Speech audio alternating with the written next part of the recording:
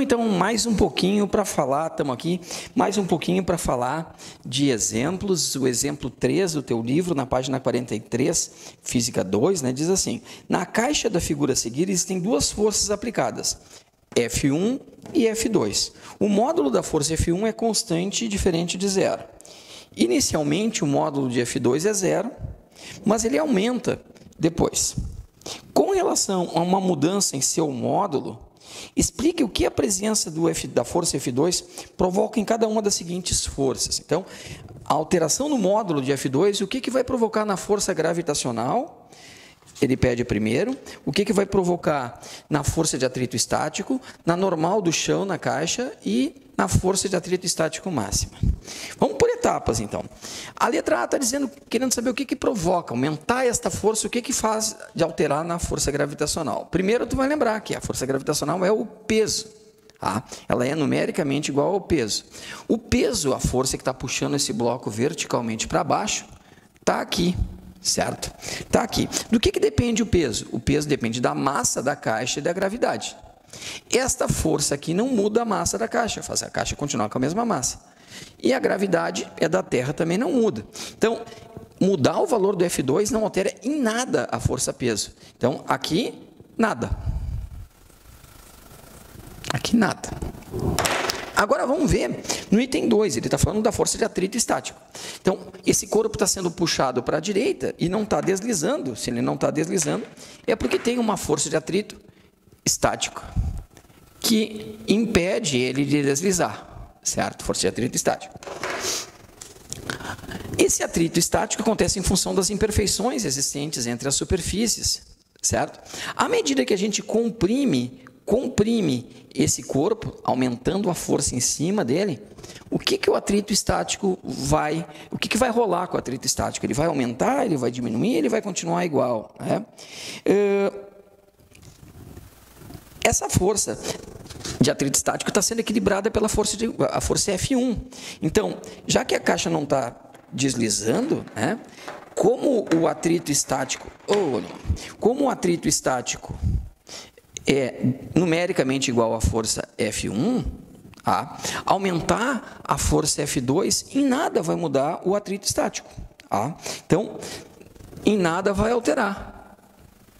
Nada altera. Por quê? Porque nessa condição apresentada, se não está deslizando, essa força está constante, o atrito estático tem esse valor, não muda nada. É a mesma coisa que pegar o teu armário que tu tem em casa, deixar ele vazio, ele não está deslizando.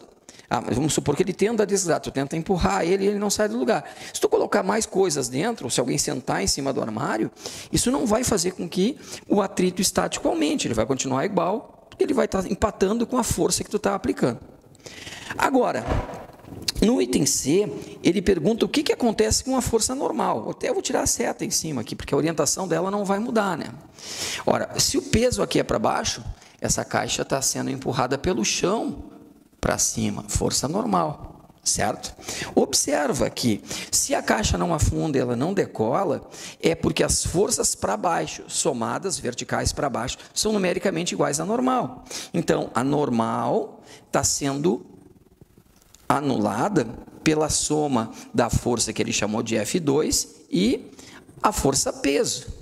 À medida que essa força F2 aumenta, para permanecer igual, não quebra o piso, não rola nada, essa força normal aumenta também. Então, aumentar o F2 aumenta a normal. O peso não vai mudar, né? Aumentar o F2, o peso continua o mesmo. mg não muda nada. Então, vai aumentar o F2, aumentar a normal. A reação do piso vai ficar maior.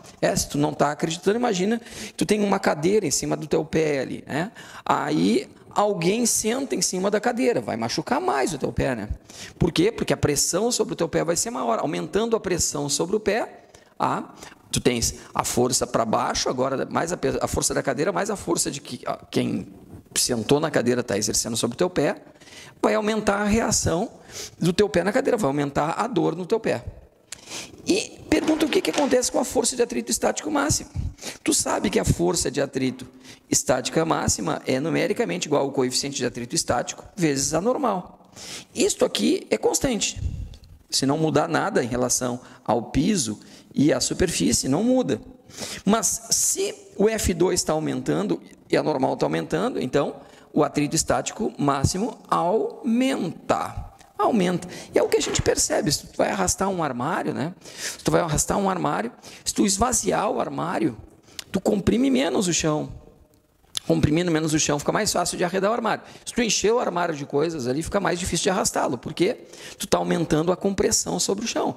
Tu tem além do peso do armário, mas a força que tudo que está lá em cima, né, dentro dele, está exercendo sobre o chão também. Tá? Então, vai aumentar a letra C e a letra D. Nas demais, não alterem nada. Tranquilo? Segue lá. Então tá, pessoal, estamos aí de volta para fazer mais uma questão. Mais uma questãozinha ali, a questão de número 4 do teu livro, na página 44. O enunciado diz assim: um corpo de peso 30 newtons, repousa sobre uma superfície horizontal.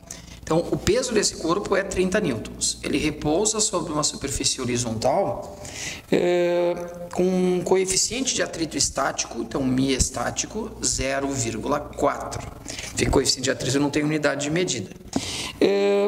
Por meio de uma mola de massa desprezível de comprimento natural 20 centímetros. Então, o comprimento da mola, vou lá chamar de, sei lá, de C, comprimento da mola, 20 centímetros, tá?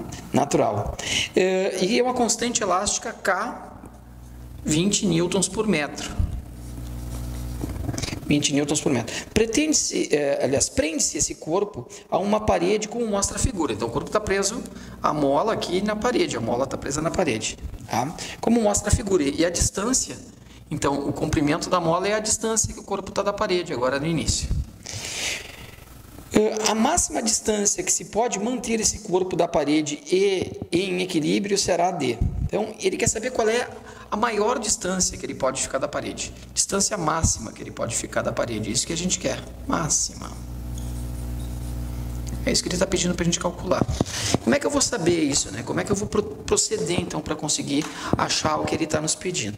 É assim, eu vou pegar esse corpo e vou arrastá-lo para lá. E à medida que eu arrasto ele para lá, a mola vai deformando, certo? Ela vai deformando até que o corpo chega na posição de maior afastamento possível. Quando ela está na posição de maior afastamento possível, eu sei que está em maior afastamento possível, por quê? Porque o corpo não desliza ainda. O corpo ainda não está deslizando. Então, o corpo chegou aqui e ele ainda não desliza, mas está quase deslizando. Se ele não desliza, mas está quase deslizando, se eu puxar um pouquinho mais para o lado de lá, ele começar a deslizar, o atrito deixou de ser estático e virou atrito com deslizamento, virou atrito de movimento, né, de deslizamento, desculpa. Então, o que eu vou identificar aqui? Quais são as forças que estão atuando sobre o corpo? Esse corpo é puxado pela terra pela força peso. Esse corpo é empurrado pelo chão pela força normal. Esse corpo é puxado pela mola, pela força elástica. E o chão, esse corpo tende a deslizar para cá, a mola está puxando ele para cá, o chão está segurando ele para o lado contrário. Está aqui a força elástica. Aqui está a força elástica. Então, nesse caso, exatamente nesse instante, eu tenho que a minha força elástica máxima, é igual à força de atrito estático máximo. A minha força, a força elástica não é máxima, né? Enfim, máxima porque ela varia à medida que eu deformo ali, mas enfim, a força elástica é igual à força de atrito estática máxima. Tá. Força elástica é dada pela fórmula Kx, lei de Hooke. Força de atrito estático máximo, μ estático vezes a normal. De novo, por que isso aqui é o estático máximo? Porque se eu puxar um pouquinho mais, para puxar mais, a mola vai puxar mais ele para cá. Aí já venceu o atrito estático máximo, ela vai começar a deslizar. Então eu tenho o K aqui, ó. O K ele me diz que vale, vamos fechar aqui, o K ele me diz que vale 20 newtons por metro, tá? No sistema internacional. O X é o que a gente vai buscar. O μ, ele diz que é 0,4. E a normal, como esse corpo não afunda, ele não desloca para cima, a normal e o peso são numericamente iguais, neste caso.